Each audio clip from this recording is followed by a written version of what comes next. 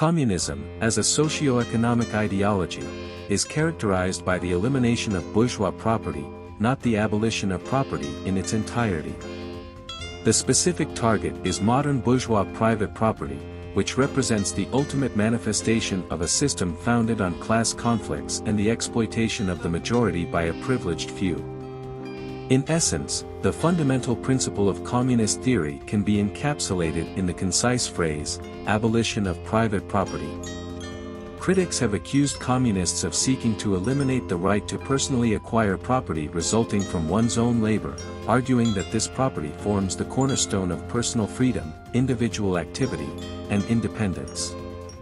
However, this accusation warrants a more nuanced examination. When referencing hard-won, self-acquired, self-earned property, is it referring to the property held by small artisans and peasants, a form of property preceding the rise of the bourgeoisie? Such property does not necessitate abolition since the advancement of industrialization has already substantially eroded it and continues to do so.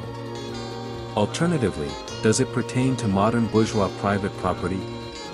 But can wage labor, which is the prevalent labor system in this context, truly result in property ownership for the laborer? The answer is negative. Wage labor generates capital, a kind of property that thrives on the exploitation of wage labor and can only expand by perpetuating this cycle of labor exploitation.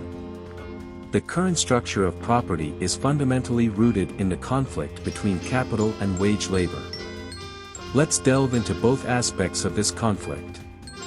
To be a capitalist means not only having a personal stake in production but also occupying a social role in the process.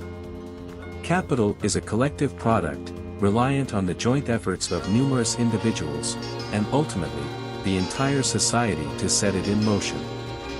Thus, capital isn't solely a personal asset, it is a social force. Consequently, when capital is transformed into common property, owned by all members of society, it doesn't convert personal property into social property but rather changes the social character of property, stripping it of its class-based identity. Now, consider wage labor. The typical wage is the minimum required for a laborer's subsistence, just enough to keep them alive as a laborer. Therefore, what the wage laborer obtains from their work only sustains and replicates their subsistence. There's no surplus to command the labor of others.